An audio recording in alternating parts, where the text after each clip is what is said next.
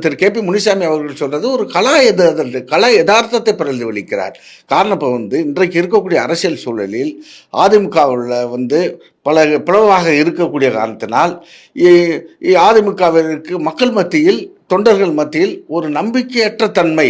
அதிமுக ஒன்று சேரவில்லை என்றால் மீண்டும் ஆட்சியை பிடிப்பது என்பது சிரமமான ஒரு காரியம் என்று பொருள்படக்கூடிய வகையிலே திரு கே பி முனிசாமி அவர்கள் அந்த கருத்தை அவர் தெரியப்படுத்துகிறார்கள். அது வாழ்வா சாவா என்கிற கருத்தை தெரியப்படுத்துகிறார்கள்.